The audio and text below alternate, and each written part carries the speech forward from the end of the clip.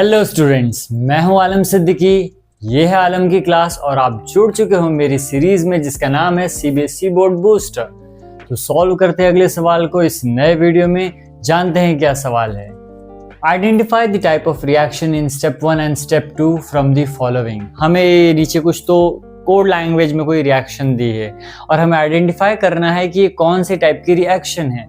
अब पहली चीज I have to just identify कि ये मैंने पढ़ा कहाँ है। मैंने आपको बताया है, अगर नहीं देखो तो शुरू से सारे वीडियोस को देखो। मुझे आइडेंटिफाई करना है कि इन चीजों के बारे में पढ़ा क्या है। Let me identify. लाइमस्टोन के बारे में कहाँ पढ़ा है, पहले वो मुझे सोचना पड़ेगा। उसके बाद स्लेग लाइन के बारे में कहाँ पढ़ा है, ये सोचना पड़ेगा। याद आएगा कि पहले चैप्टर में पढ़ा है। ये वाले पेज में आप देख सकते हो कि आपने एंड में रिएक्शंस थी, आपने वहां पे देखा था।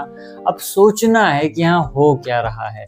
लाइमस्टोन, अब लाइमस्टोन यहाँ पे क्या, उसका फॉर्मूला क्या है, हमने पढ़ा है ये चीजें। मार्बल, लाइमस्टोन जो नेचुरली अवेलेबल होता है, हमें जो मिट्टी से, हमारे अर्थ से मिलता है, ये होता है बेसिकली कैल्शियम कार्बोनेट। क्या होता है?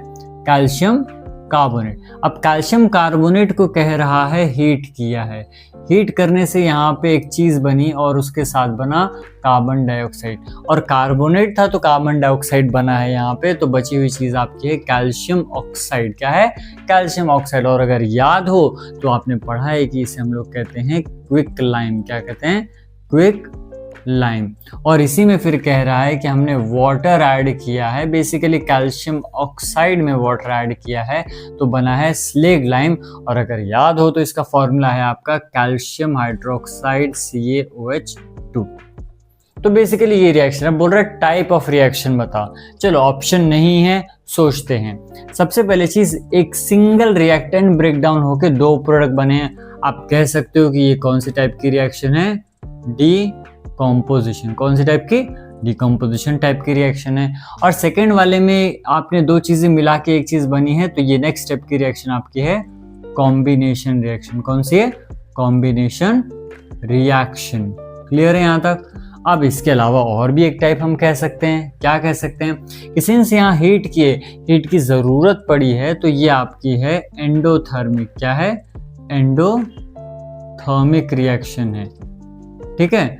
और यहाँ पे आपने पढ़ा है कि जब स्लेग लाइम बनता है तो हीट बाहर रिलीज होती है, वो अपने आप गर्म हो जाता है। तो ये है आपका एक्सोथर्मिक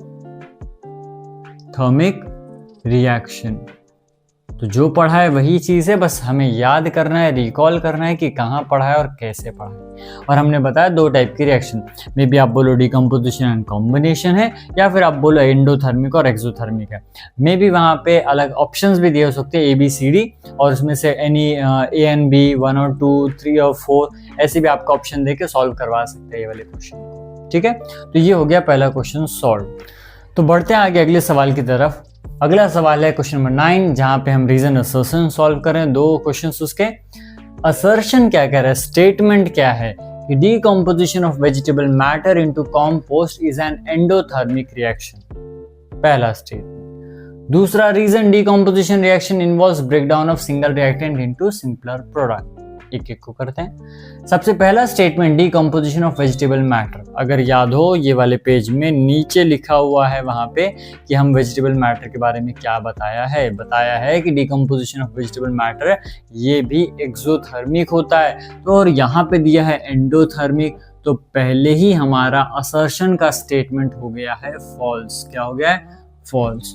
अब मुझे शायद रीजन देखने की जरूरत ही नहीं, क्योंकि जब मेरा स्टेटमेंट असर्शन ही फॉल्स हो जाता है तो करेक्ट ऑप्शन होता है मेरा ऑप्शन डी, जहां पे लिखा होता है कि assertion is false and reason is true. तो रीजन क्या है देख लेते हैं। Decomposition reaction involves breakdown of single reactant into simpler product.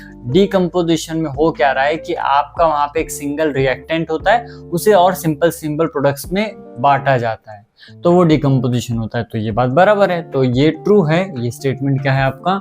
True है, लेकिन ऊपर का क्या है? फॉल्स है। लेकिन सॉल्व करते समय पहले ही फॉल्स निकल गया तो मुझे अगला स्टेटमेंट पढ़ने की जरूरत नहीं है। ठीक है, मैं डायरेक्ट नेक्स्ट क्वेश्चन पे जा सकता हूँ। इतना वहां पे हमारे पास 4 ही ऑप्शन होते हैं। ठीक है, तो टाइम हमें बचाना है ज्यादा से ज्यादा।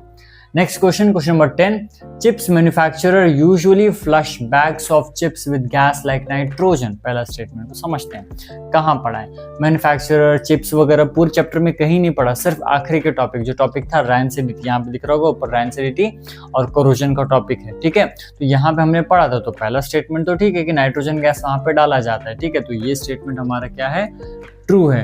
अब अगले में क्या बोला है, reason nitrogen gas prevent the oil and fats of chips from being oxidised.